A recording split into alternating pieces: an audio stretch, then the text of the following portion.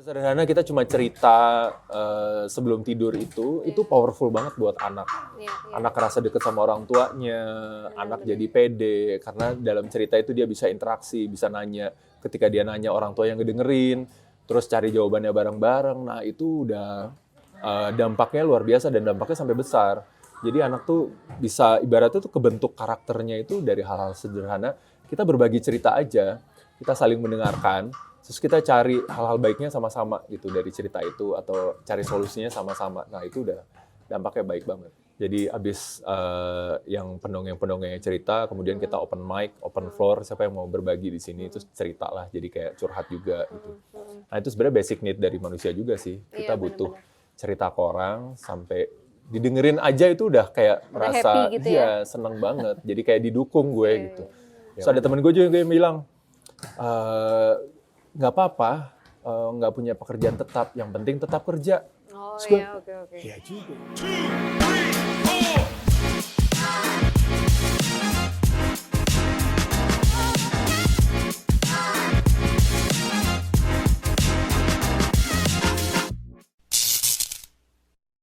Hai Duit Friends, episode kali ini kita bersama temen lama gue.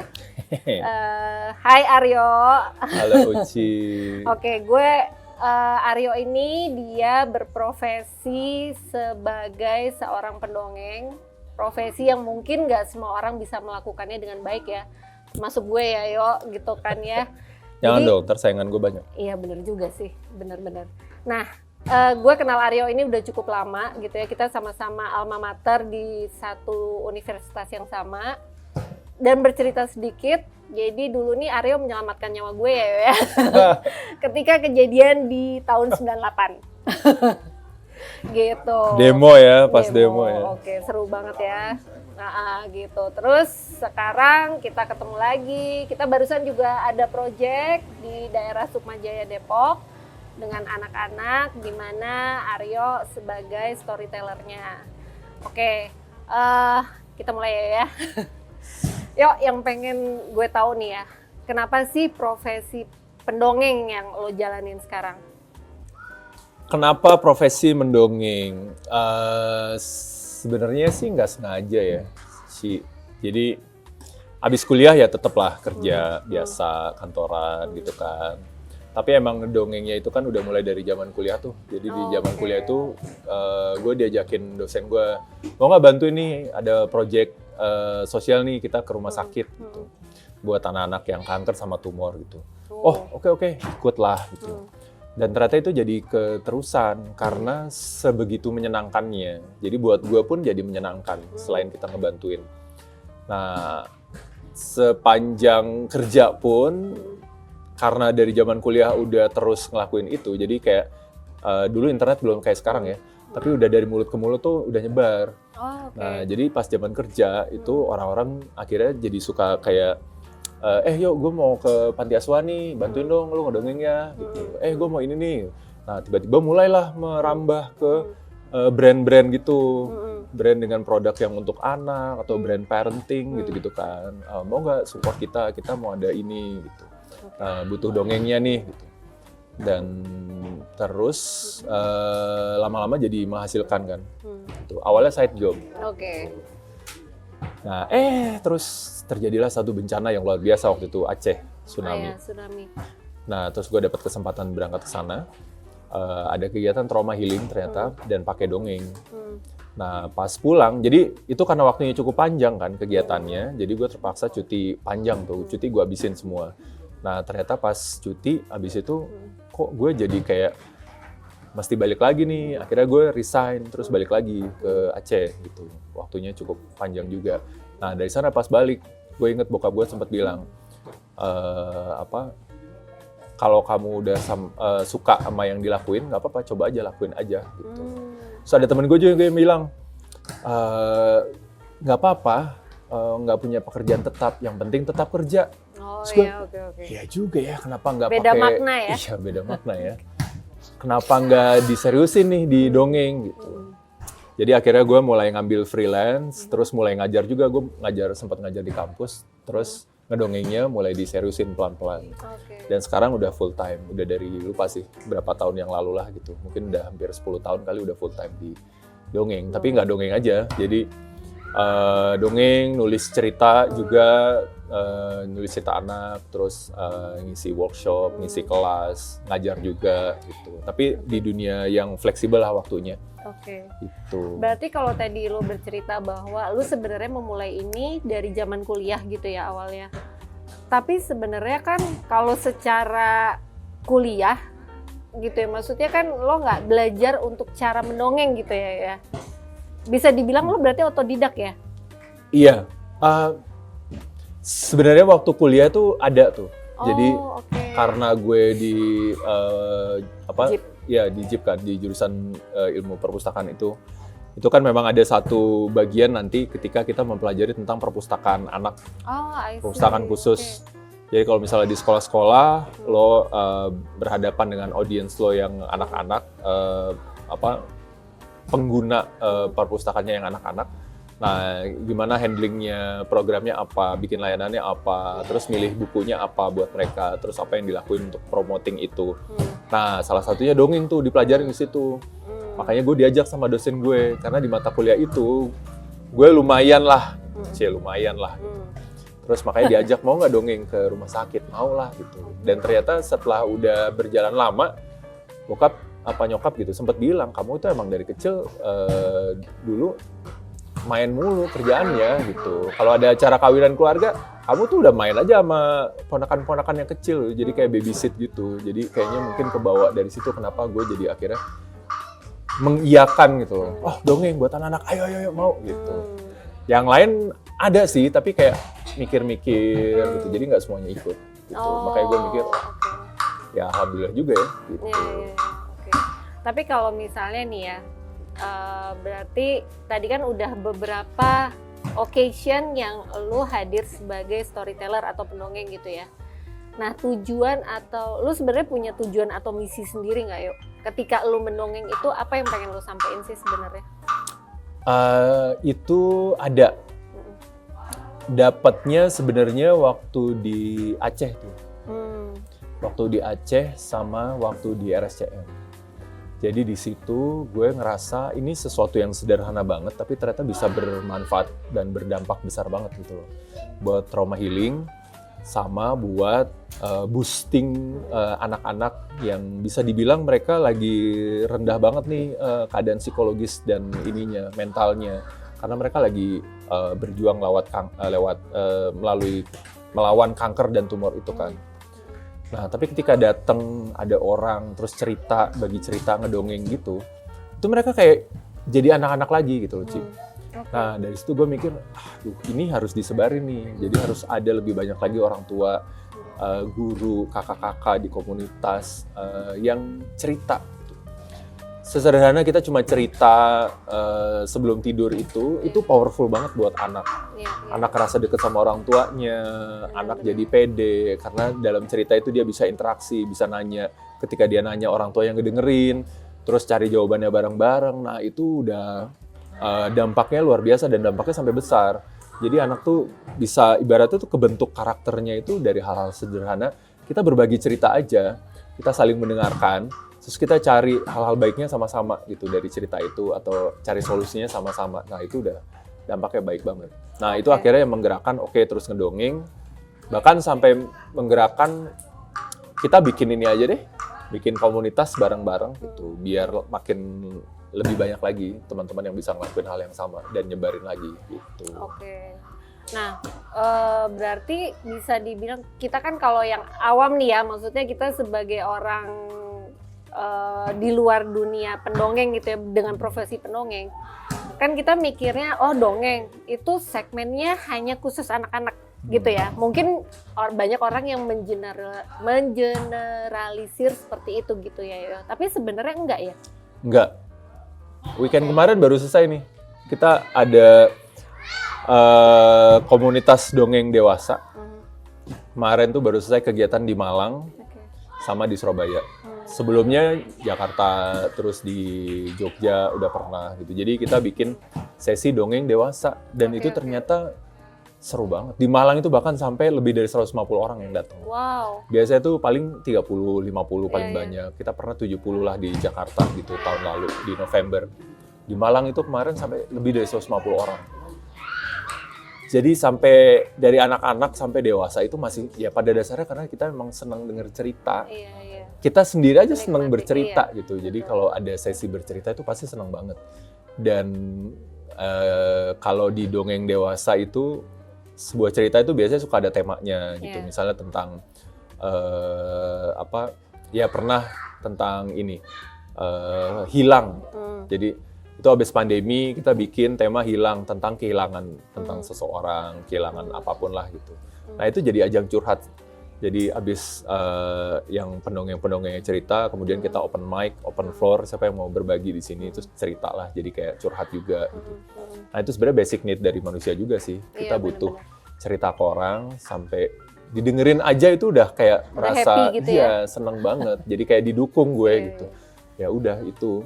Bahkan kita juga sering bikin di panti jompo. Oh, oke. Setiap tahun tuh biasanya kita bikin di panti jompo dongeng untuk mereka dan mereka juga seneng banget didatengin kan. Mereka udah nggak sama keluarganya, tiba-tiba ada yang datang dan cerita itu bagus banget sih buat mereka. Berarti bisa dibilang bahwa nggak tersegmentasi untuk anak-anak aja ya, Yo ya, tapi bisa untuk orang dewasa. Tapi Semua memang usia. sih, jujur ya, kan akhir tahun lalu tuh Aryo ada forum internasional dongeng itu. Ya, Ya, dan gue sempat hadir di situ gitu, dan itu menarik sih gitu ya, maksudnya di main bagaimana ininya feedbacknya? luar biasa. Keren-keren ya, maksudnya gue di situ sebagai audience juga seneng gitu yang lihat berbagai latar pendongeng yang hadir, nggak cuma dari Indonesia, dari internasional juga hadir pada waktu itu. Dan mereka dengan gayanya masing-masing bercerita gitu ya. Bener sih, memang ternyata nggak cuma buat anak kecil gitu. Yang tua-tua kayak gue juga dengerin, lucu juga nih ya gitu. Udah lama nggak denger gitu. Iya, betul. Nah, terus sebenarnya kalau misalnya dilihat, kita bicara anak-anak ya, Yo. Nggak menilai semuanya sama juga. Tapi kan rata-rata anak sekarang itu udah mulai terdistraksi dengan gadget gitu ya. Gadget, laptop gitu kan, game lah. Nah, sepanjang sejarah lu mendongeng untuk mereka gitu ya, seberapa jauh sih ketertarikan mereka dengan dongeng yang lu bawakan? Itu sekarang udah jadi masalah yang umum banget tuh. Ya. Pengaruh gadget itu udah nggak bisa dihindari lagi lah. Ya. Ada orang tua yang bijak, yang ngasih pendampingan, yang ngasih pembatasan waktu, yang bikin ya kayak diskusi ngobrol-ngobrol lah gitu. Tadi buka apa, ada game apa, gamenya kayak gimana sih, seru apa enggak gitu. Tapi di situ sebenarnya tujuannya untuk tahu ini anaknya main apa, habis itu dia cari tahu sendiri nih game ini ada isinya apa, aman apa enggak, ini segala macam, dan ngelihat dampak anaknya gimana. Ada yang sudah literate, well educated tuh ya kayak gitu orang tuanya. Tapi banyak orang tua yang seneng kadang lihat anaknya tenang di rumah, nggak kemana-mana, tidak berbahaya, tidak main yang macam-macam, terus main gadget gitu. Nah itu sebenarnya salah orang tuanya. Ya mereka yang memberikan gadgetnya, nggak memberikan pendampingan, nggak ngawasin, nggak membatasi waktunya gitu. Jadi ada banyak dampak negatifnya tuh. Sampai ada yang bilang anaknya jadi kayak antisosial karena ya udah nyaman aja sendiri. Ada yang malah jadi mudah tantrum, mudah marah, emosinya meledak-ledak gitu kan. Karena ketika main game seru, dia bisa keluar tuh emosinya, tapi nggak ada yang meredam gitu loh. Nggak ada yang bilang, kenapa seneng ya? Tenang dong, tenang dulu nggak apa-apa kok ini. Atau marah ya, sedih nggak apa-apa. Jadi nggak ada yang nenangin gitu. Jadi dia ngerasa itu wajar gitu. Jadi makanya ketika bersosialisasi tuh dia bisa, wah marah ini segala. Sebenarnya dia nggak berniat untuk negatif, tapi karena nggak ada yang ngasih tahu. Nah ketika dongeng, sering banget ketemu yang kayak gitu. Tapi setelah satu kali cerita, mereka mulai mengenali aku posisinya di sini tuh bisa melakukan apa ya gitu. Awalnya pasti mereka akan bosan karena untuk duduk, denger dan fokus sama satu cerita itu susah banget. Sedangkan kalau gadget berwarna, bergerak, cepet, kalau bosen ganti. Nah ini nggak bisa, bosen tuh nggak bisa diganti, ini pendongengnya di swipe tuh nggak bisa ganti gitu. Ganti Dan yang dongeng gitu nggak bisa ya? Terus berwarnanya juga gitu-gitu aja, bergerak juga nggak akrobat, nggak aneh-aneh gitu kan, nggak ada efek musiknya gitu. Nah tapi setelah satu cerita, biasanya mereka mulai belajar sendiri nih apa yang bisa dilakukan, teman-temannya yang lain gimana. Terus ternyata seru juga ya gitu. Jadi mendengar sesuatu, melihat sesuatu, terus otaknya tuh bekerja sendiri gitu. Dia bikin imajinasi, menimbulkan banyak emosi-emosi juga gitu. Dan cerita kedua mereka mulai larut. Jadi karena anak-anak itu mereka masih mudah terbawa perasaan. Kalau kegiatan itu dari awal sudah menyenangkan dan berlangsung menyenangkan, mereka akan jadi ikut gitu. Jadi sebenarnya nggak ada masalah, malah dampaknya baik gitu. Tantangannya adalah gimana kita bisa konsisten di awal melakukannya. Jadi kalau misalnya ada orang tua yang mau ngedongeng tapi ngelihat anaknya kayak anak gua nggak tertarik deh, coba aja terus konsisten gitu, coba pelan-pelan, coba terus. Nanti lama-lama dia jadi tahu kok, oh ternyata ngobrol begini seru juga ya gitu. Asal ya itu nggak ada penilaian, orang tuanya nggak menuntut apa-apa gitu. Ayo dong, kamu dengerin aku dong, udah cerita-cerita aja. Dia denger kok gitu, cuma emang belum perhatian aja banget. Tapi pelan-pelan gitu, gimana menurut kamu? Nanya kan, gimana menurut kamu pengalaman aku? Dia nggak jawab, ya nanti ya aku cerita lagi ya, udah selesai. Tapi di situ anak-anak lama-lama akan tahu, oh gue dikasih ruang untuk ngomong ya. Oh gue akan didengerin. Jadi nggak boleh judgmental, nggak boleh ngatur-ngatur lah, nggak boleh demand terlalu tinggi. Lakuin aja karena emang kita mau cerita. Nanti lama-lama dia juga akan cerita gitu. Jadi mesti berulang ya, Yo, dan tidak ada pemaksaan ataupun tadi judgmental tadi ya, supaya anak nggak takut mungkin ya, gitu ya. Betul. Oke. Kemudian ya kalau misalnya kita bagi-bagi ya, Yo ya, kan berarti range audience lo tuh lebar gitu kan ya, dari usia dini sampai dengan orang tua gitu kan. Nah, kalau misalnya kita bagi kotak-kotakin nih, anak SD, SMP, SMA, kemudian orang tua, itu gimana cara lu mendefine ceritanya, maksudnya membagi-bagi ceritanya tuh gimana? Misalnya SD lebih banyak lo ceritakan masalah tema empati misalnya. Gitu-gitu nggak? Dibagi-bagi gitu nggak? Ada, pasti. Setiap kelompok usia tertentu itu mereka punya ketertarikan cerita yang berbeda. Gitu. Kecuali kalau misalnya pada satu waktu itu lagi kumpul semua gitu. Nah ini apa yang harus dilakukan? Ya gue akan memilih cerita yang mayoritas anak-anaknya aja dulu. Tapi ada sedikit joke-joke yang buat dewasanya gitu, atau cerita-cerita yang dikaitin ke orang dewasa. Tapi overall ini cerita buat anak-anak sebenarnya. Karena cerita anak yang baik, orang dewasanya itu tetap bisa nikmatin. Gitu. Tapi kalau gue milih cerita untuk dewasanya, anak-anaknya yang akan kehilangan. Jadi mereka akan kacau lah, hilangan gitu. Nah, tapi setiap kategori usia, jadi misalnya TK, PAUD, SD, kelas awal gitu, itu mereka ada tuh ceritanya sendiri. Apapun value-nya itu pasti value baik. Jadi mau kayak yang tadi compassion, apa ini segala macam, itu setiap cerita itu pasti ada, tinggal pembedanya adalah apa yang menarik perhatian buat anak gitu, buat pendengarnya. Jadi kalau usia prasekolah itu sama usia SD, ya biasanya tokoh-tokoh yang unik dan menarik tuh tokoh-tokoh binatang gitu kan, atau anak-anak seusia mereka.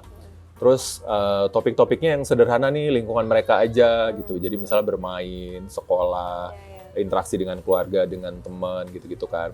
Nah topiknya yang akan berbeda, value-nya yang akan berbeda. Value-nya ini bisa beragam. Tentang tolong-menolong, tentang kasih sayang, membantu yang lain, dan lain-lain gitu. Nah, naik lagi SD kelas tinggi, nah itu beda lagi tuh. SD kelas tinggi biasanya udah mulai nggak cerita binatang, tapi mulai cerita-cerita dewasa yang kompleks, yang lebih rumit. Jadi seperti misalnya ketemu di cerita rakyat, cerita-cerita petualangan anak-anak seusia mereka gitu kan. Kelas 5, kelas 6 bisa digabung ke SMP sebenarnya ya? Atau kelas 6? Bisa. Ya kan? SMP bisa. Tapi SMP beda lagi. Kadang mereka suka cerita-cerita yang detektif, petualangan. Cerita-cerita yang misterius, cerita horor. Tadi lo bilang lebih kompleks lah ya. Ya, itu lebih kompleks lagi. SMA ke atas kuliah ini biasanya udah mulai cerita-cerita yang ada added value-nya buat mereka gitu loh, relate sama mereka gitu loh. Sesuatu yang memotivasi. Oke. Jadi bukan cuma ada pesan moralnya aja, tapi sesuatu yang memotivasi mereka relate. Jadi kalau misalnya anak kuliah nih, nah biasanya ini tema-temanya yang from zero to hero gitu loh. Jadi lo dari nggak apa-apa, lo bisa lo jadi seseorang gitu. Jadi seseorang yang lo bisa berbuat sesuatu, bisa berarti banget nih buat orang lain gitu. Dan lo hanya perlu melakukan ini dan itu, tapi diceritain, itu bukan dijelasin. Nah, lebih tua lagi yang senior citizen itu, nah itu balik lagi ke anak-anak. Sesuatu yang dekat di lingkungan mereka lagi. Gitu, tentang Yang keluarga. ringan gitu ya? Iya, yang ringan banget. Roman zaman dulu gitu, tentang kakek, nenek, terus ketemu cucu-cucunya gitu. Hal-hal yang menghangatkan mereka lah gitu. Balik lagi sih topik-topik yang sederhana. Gitu. Oke. Kalau tadi di awal gue bilang kan bahwa nggak semua orang bisa menjadi pendongeng yang baik gitu ya. Kita cerita mungkin bisa. Cuma perlu waktu aja. Betul. Nah yang gue salut nih, gue berapa kali mengadakan acara dengan Aryo gitu kan ya, dengan cerita yang berbeda gitu. Nah inspirasi cerita lo tuh dari mana sih ya? Maksud gue kan lo pasti menciptakan kayak tadi nih ya, anak SD lebih banyak kayak yang empati, SMP kayak yang lebih kompleks, kayak cerita horor atau apa gitu. Itu gimana cara lo menciptakan cerita-cerita itu? Udah pasti baca buku, itu nomor satu. Oke, suka baca berarti ya? Iya, gue suka baca, buku gue banyak banget di rumah. Apalagi setelah memutuskan, oke, gue mau jadi pendongeng gitu. Yang berat tuh sebenarnya kayak tuntutan, jadi gue suka diundang untuk festival di luar Indonesia nih. Nah itu jadi tuntutan, wah gue harus punya lebih banyak cerita Indonesia nih, cerita rakyat tuh. Jadi akhirnya gue beli, ada buku baru beli gitu. Bahkan ada penerbit yang ngirimin katalog ke rumah, ada yang suka ngirimin buku gitu. Tapi itu jadi bahan cerita sebenarnya. Jadi buku itu sumber cerita nomor satu. Dari buku itu kemudian diolah lagi kan, cara penceritaannya gimana. Yang kedua, cerita-cerita gue masa kecil gitu. Gue beruntung banget ternyata setelah gue inget-inget dan gue perhatikan, keluarga gue tuh pencerita semua. Bukan pencerita yang ngedongeng kayak gue ya, untuk orang lain dan komersil gitu, profesional. Tapi mereka yang bercerita di keluarga gitu. Jadi kalau ketemu ngobrol panjang gitu. Termasuk keluarga besar itu misalnya kayak hari raya gitu. Kita suka beneran kumpul tuh. Ambil makan, kumpul, terus tiba-tiba ada aja yang nongol satu cerita gitu. Oh, seru ya? Dulu tuh ada Pak Ade gue namanya Farid yang cerita. Terus Pak Ade gue almarhum kan, ketika kumpul-kumpul lagi nggak ada beliau, terus udah ada nyeletuk aja yang ayo nih kan ada Farid satu lagi nih, Farid cerita dong gue. Karena nama gue Farid juga. Akhirnya ya udah gue yang cerita itu. Jadi kita sering cerita, ya ceritanya biasanya tentang keluarga aja. Dulu inget nggak ada Eyang tuh gini. Oh dulu si mas ini tuh kalau manggil Mbah ini Mbah Mul karena ini gini. Ini begini. Jadi kumpul di keluarga itu pun jadi bahan gue untuk belajar memperhatikan gimana sih cara bercerita yang menyenangkan kalau usianya tuh campur gitu loh, dari anak-anak sampai orang dewasa. Ternyata bercerita yang paling menyenangkan itu bukan yang dengan alat bantu yang rumit-rumit, itu ya biasa aja kayak gini, kita cerita ke temen, kayak curhat itu yang paling ternyata menarik perhatian. Habis itu yang kedua ya pilihan ceritanya pasti yang relate banget sama si kelompok kecil itu apa, si kelompok keluarga, kelompok komunitas, atau kelompok apa. Nah jadi akhirnya itu jadi sumber cerita dan cara bercerita juga latihannya gitu. Tapi mostly dari buku. Sama ya adalah beberapa cerita zaman kecil yang gue suka nih cerita kancil yang ini, gue suka cerita yang ini, gue cerita ini, terus cari lagi. Oke. Jadi berdasarkan daya ingat lah, pengalaman. Oke, nah tadi kan di awal gue belum mention ya, Aryo ini udah menerbitkan buku juga gitu ya. Apa aja ya, udah berapa buku ya yang diterbitin? Ada buku cerita rakyat beberapa, itu ada 4 serinya. Kalau nggak salah ini diterbitkannya digital. Ada buku kancil juga. Ada beberapa ya, 1, 2, 3, 4, 5, lupa deh, 10-an ada kali. Udahlah, ini lagi dalam proses, ada 1 buku kumpulan cerita. kemarin abis kegiatan sama temenku Monica, kita ke Kalimantan ke satu desa adat Dayak. Nah terus kita di sana emang untuk riset, untuk nulis cerita tentang anak-anak di sana. Oke. Ini lagi dalam proses, doain ya. Amin, sukses. Ini ya Yok, kan kadang kayak mungkin tadi kayak lu bilang, semua orang bisa jadi pencerita gitu ya. Oke, kita bisa bercerita gitu, gitu ya, kayak kereta api gitu. Tapi ketika menulis, menuangkannya dalam tulis belum tentu bisa gitu. Lu mengalami kendala itu nggak ketika lu membuat buku? Enggak. Enggak. Berarti bahasa Indonesianya bagus, guys. Enggak, karena gue dulu tuh kan kita di sastra ya. Terus dulu tuh yang di teater kolam itu suka banyak lah sharing-sharing. Nanti ada tiba-tiba ada yang baca puisi, ada yang musikalisasi puisi, ada yang nyanyi, ada Oke, yang bentar. Teater monolog. kolam pasti tahu dong kita iya, kuliah teater di kolam mana. ya. Iya, di Sastra UI. Iya.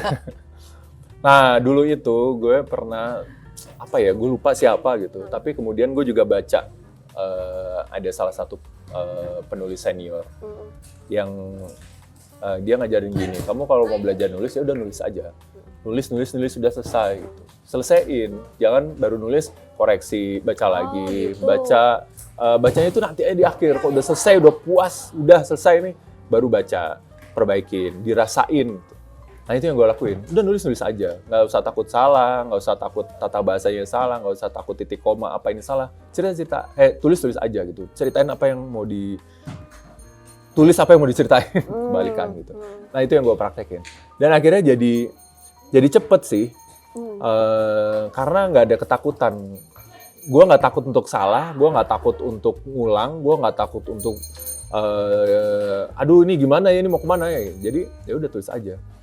Dan itu yang dipraktekin juga waktu ngedongeng. Ya udah kalau ngedongeng ya udah ngedongeng aja gitu. Tapi kalau kayak ngedongeng kan lu mau alur maju mundur ya suka-suka lo aja gitu kan ya. Tapi Kadang kalau nulis kan, ya, kadang. Karena kayak kan kalau lu mesti ketemu anak-anak lebih- kecil kan nggak bisa tuh maju mundur. nah iya juga sih Harus ya, maju gitu ya. aja terus. Tapi kalau kita ngedongeng interaksi, ntar anak-anak ada yang bingung, mereka nanya, kok ini gini? Oh ya udah, revisi, perbaikin, tambahin kayak gitu. Gitu. Ya, alami aja sih menurut gue. Oke. Lu ketika lu menuangkannya dalam sebuah tulisan gitu ya, orang pertama siapa yang lu suruh baca? Maksudnya untuk, ini oke nggak sih cerita gue gitu? Oh, kalau sekarang sih ya udah pasti di rumah ya, istri gue ya. Oke. Karena dia pembaca banget tuh, jadi coba ini gimana gitu. Oh, iya. Dia akan baca. Tapi dia selalu bilang bagus sih. Tapi ada intimidasi nggak tuh? Enggak. Maksudnya tapi dia suka kasih masukan, ini kok gini gitu. Sisanya anakku dulu gitu kan. Tapi ya dia suka bilang bagus aja gitu. Baru abis itu ada beberapa temen, atau kalau ini udah mau diterbitin, udah mau ditagih penerbit ya gue kasih ke editornya Oke. gitu. Tapi setelah jadi pasti balik lagi ke keluarga gitu. Coba Oke baca apa dulu. enggak? Gitu. Dari semua buku yang udah lu telurkan ini, yang mana yang paling menurut lu top of the top ya? Dan kenapa? Buku pertama, cerita pertama yang dibukukan, Kancil. Jadi gue nulis tentang Kancil, kisah sebenarnya. Itu cerita yang udah gue pendam udah lama banget. Mungkin ada kali lebih dari 10 tahun dari waktu diterbitkan ya, gue lupa 2016 atau 2015 gitu, lupa nih. Kenapanya? Karena jadi itu kayak, jadi kan Kancil tuh kan ada lagunya kan, tau kan Ci? Iya. Jadi si Kancil anak nakal suka mencuri timun, ditangkap Patani, terus jangan sampai inilah gitu. Nah, gue di situ menceritakan tentang kisah sebenarnya, bahwa Kancil tuh sebenarnya nggak mencuri timun. Kancil tuh sebenarnya baik loh gitu. Orangnya aja yang salah, yang nangkep si Kancil dan ngurung gitu. Nah itu kalau lu penasaran ntar beli ya. Oh oke dong, pasti. Tentunya. Itu soalnya cerita yang dipendam, aduh ini harus ditulis nih, tapi ya itulah kepotong pekerjaan, terus akhirnya jadi lupa, terus kegiatan yang lain nih segala macam. Sampai akhirnya oke deh, ada penerbit yang, kamu punya cerita nggak, mau nulis nggak, mau nerbitin nggak gitu. Ada, mau, beneran nih, iya. Dan dia membebaskan. Ada penerbit yang lain tulisin dong tentang ini terus Oh, mereka by mau. request ya? ada yang kayak gitu, oke, ada yang oke. membebaskan. Tapi akhirnya ya udah itu. Oke, Gitu. berarti si kancil ya. Oke, Yes. guys, cari si kancil. Oke.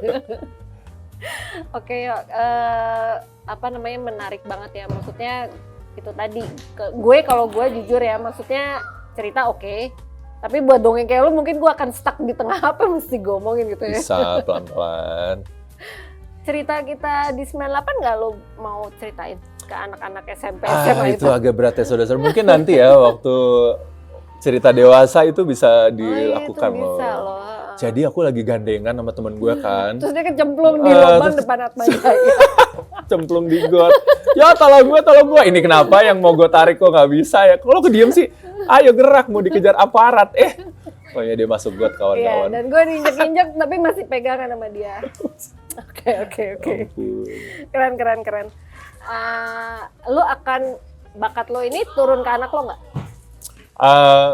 Ngajarin sih enggak, tapi gue memperkenalkan, gue suka ngajak. Sekarang dia sebenarnya tidak suka bercerita, dia lisan kata-kata, dia suka berceritanya pakai gambar. Jadi dia senang banget gambar. Itu, dan pun gue tidak memaksakan sih, gue membebaskan, ya udah lo mau ngapain, ayo Iya. silakan gitu. Oke. Dan ya kita senang-senang aja dia bisa berkembang dengan pilihannya sendiri gitu. Karena pun gue juga nggak bisa gambar, kayak gue senang ada yang bisa gambar. Oh ya, oke. Beda jalur ya. Beda jalur. Tapi tetap berdampingan lah ya. Iya, Oke. seni lah. Oke. Nah, gue belum sempat mention juga di depan. Sekarang nih Aryo aktif di Ayo Dongeng Indonesia, Gulali, dan beberapa yang lainnya gitu. Beberapa yang lainnya. Ya, total tuh ada berapa sih sebenarnya yang di komunitas yang lu ada di situ, yuk? Banyak ya? Yang gue bikin ada bareng teman-teman itu ada Ayo Dongeng Indonesia. Itu memang karena senang bergelut di dongeng itu, kemudian ada yang mau ikut, makin lama makin banyak. Terus ya udah kita bikin komunitas aja yuk, jadi bisa makin besar nih pengaruhnya, dampaknya, dan achieve goals-nya itu bisa rame-rame. Makanya bikin Ayo Dongeng Indonesia. Karena sesuai namanya kita mau mengajak orang-orang di Indonesia untuk ayo dong ngedongeng. Ini sesuatu yang simpel banget loh gitu. Terus ada The Nest itu adalah dongeng dewasa. Tuh, jadi komunitas dongeng dewasa.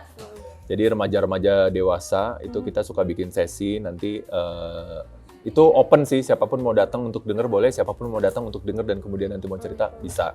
Oke. Terus bikin asosiasi pendongeng se-Asia, tapi base-nya di Singapura. Nah, kita sempat bikin itu karena kebetulan suka diculik ke luar-luar Indonesia kan festival. Terus, kita kenapa nggak ngumpul aja yuk? Jadi bisa saling tukeran, saling belajar gitu kan. Nah, akhirnya kita bikin namanya FIS, Federation of Asian Storytellers gitu. Nah, itu kita bikin foundation-nya di Singapura. Ada berapa negara yuk yang Udah di banyak sana? sekarang anggotanya. Dulu masih berapa belasan lah gitu. Jadi Indonesia, Singapura, Malaysia, Thailand, Filipina, Korea Selatan, India gitu. Terus kemudian sekarang udah banyak banget sekarang. Turki, banyak lah, Jepang ada, China ada, ini segala macam. Seru sih. Tuh, terus ada dua lagi lah ya. Tacita itu aku bikin sama teman-teman, ini komunitas pemerhati bacaan anak. Sama ada Gulali. Gulali itu sebenarnya kita bikin festival pertunjukan untuk penonton anak. Jadi itu bisa pertunjukan dongeng, bisa pertunjukan teater, bisa pertunjukan musik, bisa pertunjukan paduan suara, bisa pertunjukan apa, tapi itu khusus untuk penonton anak dan harus dilakukan secara profesional. Jadi benar-benar kalau lo mau dongeng ya lo harus profesional untuk anak-anak gitu. Nggak bisa yang ya udah buat anak-anak ini, udahlah yang penting lucu, nggak bisa. Teater pun harus kayak gitu. Panggungnya, setnya, blockingnya, skripnya, apa ini segala macam, kostum, makeup ini pokoknya benar-benar harus 100% profesional gitu. Dan benar-benar ruangan pertunjukan dan anak-anaknya diperlakukan profesional juga. Masuk gimana, apa ini segala macam. Jadi kita mau mendorong anak-anak untuk merasakan seni yang baik supaya mengolah rasa. Nah, kalau mereka rasanya itu sudah terolah dengan baik, tujuannya sebenarnya mau membuat mereka jadi manusia yang baik sebenarnya. Betul. Itu sih. Nah, kalau tadi ya dari berarti kan sebenarnya di hampir seluruh dunia itu mereka punya pendongeng gitu ya, Ada, ya benar. kan? dari semua negara yang pernah lo kunjungin gitu ya, dan lo mengisi acara di sana dengan pendongeng lokalnya, mana yang paling menarik buat lo? Yang paling menarik, semua tuh punya Ciri khas masing-masing ciri khas ya? beda-beda, ketertarikan yang beda-beda. Oke. Tapi gue merasa kuat banget, nggak tahu ya. Tapi ini jadi membuat gue setiap tahun datang ke sana di India. Kalau Di kemarin India. tuh yang pas festival lo, yang 2 orang cewek itu ya India tuh. Iya ada. Nah di India itu penontonnya tipikalnya sama dengan di Indonesia. Oke. Tapi sekali kegiatan tuh bisa rame banget dikumpulin. Oh gitu.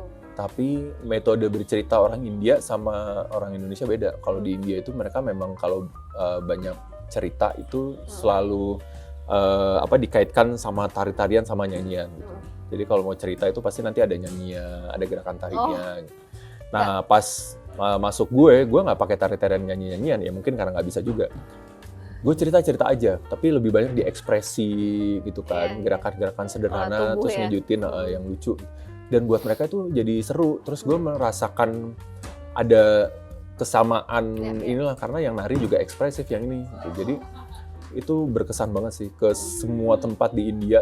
Udah lumayan ke banyak kota, Chennai, Pune, Coimbatore, terus kemana gitu ada banyak kota. Itu responnya luar biasa gitu. Dan selalu banyak ya, mungkin karena penduduknya juga banyak. Ya, mereka paling sekali padat kegiatan ya. tuh banyak banget. Tapi itu seru banget. Itu menarik lah gitu. Dan mereka tuh baik banget. Itu waktu itu buat anak-anak? Anak-anak. Ada beberapa sesi itu buat orang dewasa. Ada yang sekali menunjukkan tuh di gedung, benar-benar di gedung pertunjukan, gedung teater gitu ya? Dan itu dongeng di situ. Dan itu ternyata yang nongol 80% orang dewasa. Gitu. Jadi langsung switch ceritanya, langsung gue ubah ke cerita buat orang dewasa. Anak-anaknya cuma beberapa, jadi cerita dewasa yang aman buat anak juga. Gitu. Tapi itu juga lo tetap tanpa alat peraga ya? Tanpa alat peraga. Gue ya biasanya kalau keluar Indonesia festival itu pasti gue pakai outfit, pakaian tradisional. Itu pasti dan itu akan nyambung sama ceritanya. Gitu. Karena kalau dari benar sih yang Aryo bilang gitu ya, kemarin balik lagi ke experience gue waktu datang di festival internasional yang lo adain itu, yang dari luar itu kebanyakan mereka memang pakai alat peraga ya? Iya, beberapa ada yang pakai alat peraga. Beberapa menggunakan alat peraga gitu. Meanwhile, gue beberapa kali sama lo nggak pakai alat peraga gitu ya? Males aja sebenarnya. Dulu sebenarnya gue pakai, gue udah nyobain macam-macam, udah pakai boneka, pakai gitar, pakai alat musik, pakai rekam, pakai slideshow, pakai apa ini segala. Tapi lama-lama capek juga ya, maksudnya nggak di semua tempat bisa provide support system yang gue butuhkan ya, untuk itu. Kalau pakai gitar nanti soundnya belum tentu bisa dimasukin, belum tentu mic-nya bisa, ya minimal mic todong ke gitarnya belum tentu ada gitu. Beberapa tempat bahkan nggak ada alat sama sekali gitu sound system. Jadi gue pikir ya akhirnya balik lagi. Tapi pun nggak pakai alat bantu pun gue juga bisa gitu. Jadi gue memilih cerita yang memang tidak perlu alat bantu dan gue bisa maksimal di situ.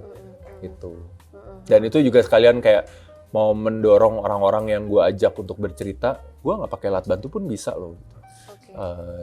Fine-fine aja, ceritanya bagus kok gitu.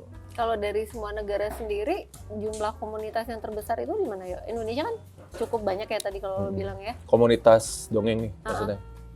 Kalau kelompok-kelompok ada. Kelompok-kelompok itu ya berarti beberapa orang berkumpul untuk ngelakuin sesuatu. Kalau komunitas itu beberapa orang berkumpul tapi dia terbuka, orang ada yang masuk. Nah, kalau komunitas paling besar tetap di Indonesia. Kita tuh komunitas dongeng banyak banget. Ada banyak lah di Jakarta ya dongeng Indonesia, tapi juga ada beberapa komunitas yang lain. Di luar Jakarta ada lagi lebih banyak. Jadi komunitas-komunitas yang memang terbuka untuk orang untuk gabung, kemudian kita bikin kegiatan bersama atas kesepakatan bersama. Gitu. Nah itu ada banyak banget. Di negara lain belum ada. Ada beberapa di India. Di India ada, tapi di beberapa negara yang lain tuh modelnya jadi kayak antara kelompok, klub atau organisasi jadinya, asosiasi gitu. Kalau secara community di Indonesia, daerah mana yang paling sering ngadain event sendiri ya, event lokal gitu ya, yang paling banyak yang lo tahu? Jakarta. Jakarta paling banyak ya? Tetap ya? Kalau karena yang gue paling kenal Ayo Dongeng Indonesia juga. Nah itu dia setiap bulan pasti ada kegiatan, bisa jadi 1, bisa 2 gitu. Jadi dongeng ke rumah sakit, dongeng ke panti asuhan, atau dongeng di taman, atau di perpustakaan, atau di museum gitu kan. Nah itu bisa setiap bulan ada, nanti 2 bulan beda lagi, nanti bikin kelas gitu. Karena lawannya juga banyak sih, kalau nggak salah 200-an. Oh gitu? Nanti Wow. ada yang nambah lagi kalau habis festival. Kan Oke. yang kemarin lu datang itu kan Iya. festival dongeng tuh. Iya. Nah, setiap tahun karena bikin festival, makanya setiap bulan tuh bikin kegiatan karena teman-teman yang mau relawan yang belajar itu relawan semua kan. Mereka kerja semua loh. Ada yang manajer di satu perusahaan, ada yang business owner, ada yang guru, ada yang orang tua gitu. Nah, mereka jadi volunteer ngedongeng ya karena emang seneng kegiatan sosial kan dan seneng dunia anak-anak.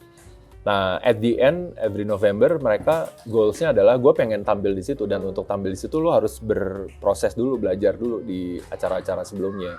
Oke. Itu baru nanti entah dipilih atau kayak ada audisi gitu loh yang buat pendongeng yang tampil di festival gitu. Nah, itu rame banget sih. Oke. Kemarin tuh gue sempet yang sempet lihat sih di TV gitu ya, ada di Jogja kayaknya. Jogja juga ada Itu kayak keren gitu ya, maksudnya mereka ngadain di outdoor gitu di ya. hutan. Di hutan. Ya, dan itu ada banyak namanya banget Rumah yang Dongeng datang. Mentari. Oh, Di beberapa kota yang paling aktif itu untuk bikin festival itu ada di Jogja, Rumah Dongeng Mentari.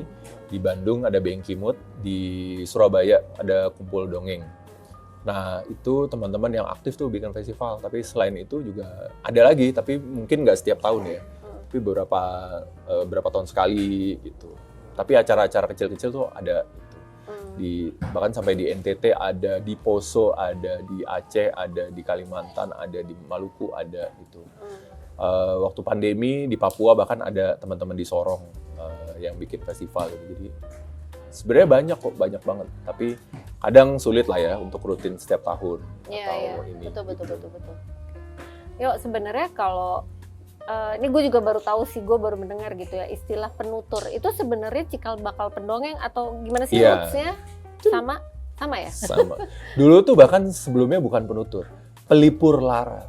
Serius? Jadi, Sebelum penutur itu? Iya, jadi si penutur-penutur itu dipanggil ke istana, ke kesultanan atau kerajaan itu. Dan mereka diminta untuk menceritakan kemasyhuran kerajaannya atau kesultanannya ke raja-raja atau anggota kerajaan. Karena mereka butuh dihibur untuk tahu seberapa besar nih kerajaan kita, seberapa hebatnya kita gitu. Kemudian dikirimlah ke pelosok-pelosok untuk menceritakan hal yang sama. Nah, itu disebutnya pelipur lara dulu. Dan sebenarnya sebutannya beda-beda. Setiap daerah tuh beda-beda namanya. Tapi ya memang tradisinya adalah penuturan lisan. Tradisinya kemudian berkembang penuturan lisan dengan cara setiap daerah yang berbeda. Di Aceh itu ada yang dilantunkan, namanya didong, sambil ada syairnya dinyanyikan. Di Makassar, di Sulawesi Selatan itu ada namanya sinrilik. Jadi itu bertutur tapi pakai alat musik namanya pakai sokeso. Jadi alat musik gesek, tapi dia sambil bernada dinyanyikan gitu. Di Jakarta ada namanya sohibul hikayat gitu. Dia ada pantunnya, dibuka dengan pantun tapi kemudian juga bercerita gitu, gaya orang Betawi bercerita gitu. Jadi setiap daerah tuh punya macam-macam caranya, tekniknya. Pendongeng atau mendongeng itu mulai populer tahun 80-an lah gitu. Jadi meskipun ceritanya bukan dongeng, tapi di dalam itu ada mitos, legenda, fabel dan lain-lain gitu. Tapi terdengar lebih menyenangkan buat anak-anak. Makanya dipakainya mendongeng gitu. Tapi ya sama aja, dia bercerita juga. Pencerita, penutur, ada juga pengkisah gitu. Oke. Tapi yang benar-benar basic penutur itu kan berarti kan yang udah suku-suku asli di masing-masing daerah gitu sebenarnya masih ada nggak sih, Pak? Masih ada ya? Sampai sekarang masih ada penuturnya. Nah, ini ada dua nih, penutur lisan tradisi sama yang jadi penutur modern. Penutur modern itu yang mendongeng. Penutur lisan yang tradisi itu dia masih banyak pakai bahasa daerah. Pakai cerita-cerita rakyat yang di daerahnya aja. Tapi masih kalau ada ya? Masih ada. Okay. Tapi kalau pendongeng itu kebanyakan penutur yang modern, sudah pakai bahasa Indonesia, ceritanya bisa dari mana-mana, kadang bikin sendiri gitu. Nah, itu banyak yang pakai alat bantu juga. Alat bantunya bisa ganti-ganti dan bisa beragam. Tapi kalau yang penutur tradisi, alat bantunya ya sesuai dengan tradisi si ceritanya itu disampaikannya biasanya gimana turun-temurun gitu. Ini kayak kuliah gue nih yang di UI nih, gue ngasih kuliah kayak gini. Oh, udah gitu? 2 SKS, Anda tuh lulus. Keren ya? Iya, maksudnya gue sering denger itu penutur tuh berarti sama dengan pendongeng sebenarnya ya gitu. Istilahnya aja yang beda. Oke, tapi berarti kalau misalnya itu sudah lama dan turun-temurun, tadi balik lagi pertanyaan gue sampai sekarang masih ada ya yang mau meneruskan bertutur itu gitu Nah ya. itu, ada yang masih, ada yang enggak, ada yang susah, beberapa daerah susah. Makanya kita di Ayo Dong Indonesia ini kita lagi mencoba bikin penelitian untuk merekam dan mengangkat kembali cerita-cerita tradisi. Tapi kemudian setelah itu kita mau bikin kelas masternya. Jadi kita mau membuka open call buat teman-teman yang ada dari daerah situ terutama untuk belajar ke masternya itu. Jadi supaya melestarikan cara penuturan itu. Gitu. Mungkin ceritanya bisa ada penyesuaian, mungkin ceritanya bisa ada modifikasi. Tapi ceritanya bisa tetap lestari sama cara penuturannya tetap lestari gitu. Itu yang lagi kita coba. Jadi mungkin nanti kalau ada yang mau support penelitian kita. Ini udah jalan sih, ada 2 sekarang. Satu di Kepulauan Seribu, cerita-cerita Betawi. Satu lagi di Mentawai, Sumatera Barat. Itu. Oke. Oke. Yuk, thank you banget. Masih banyak nih gue yang mau gue bisa ceritain di 2 sini. jam lagi ya. Mungkin kita bisa berseri nanti ngobrol lagi sama Aryo. Nah, yuk dari sekian banyak yang tadi udah lo ceritain ke gue gitu ya, kita sharing juga dengan Do It Friends gitu. Harapan lo sebagai pendongeng yang mungkin bisa dibilang senior ya. Oh, masih Udah muda. tua. Itu apa yuk? Bisa diceritain nggak? Harapannya apa ya? Ya semoga teman-teman tahu ya kalau banyak anak-anak sekarang itu kan mereka udah digital native kan. Bahkan sebelum lahir aja itu udah dokumentasi digitalnya tuh udah ada gitu. Jadi udah ya dunianya udah digital. Jadi ketika lahir jangan kaget kalau mereka udah familiar dan akan terbiasa dengan itu karena itu adalah dunia mereka. Nah, mungkin yang bisa kita imbangi adalah dengan kegiatan bercerita gitu. Karena mereka tetap butuh kedekatan dengan manusia lain, butuh kehangatan dengan manusia lain dan butuh mendengarkan cerita, butuh belajar dari cerita itu. Disitulah mereka belajar emosi, belajar interpersonal skill, komunikasi, belajar menjadi manusianya itu di situ gitu. Jadi ya mendongeng sesederhana apapun, seberapa lamanya waktunya itu kalau diluangkan pasti insya Allah hasilnya akan baik gitu, dampaknya akan baik lah gitu. Jadi mendongeng lah. Oke. Serem banget.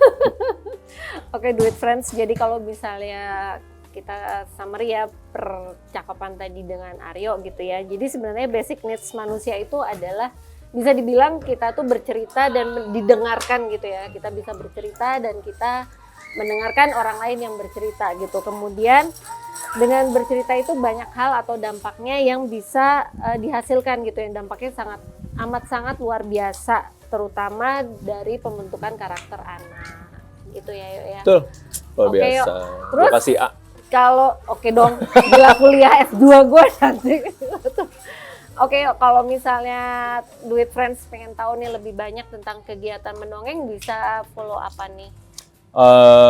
Ya paling aktif di Instagram kali ya, bisa ke AIO Dongeng AIO Dongeng. atau ke @ayodongeng_ind. Oke,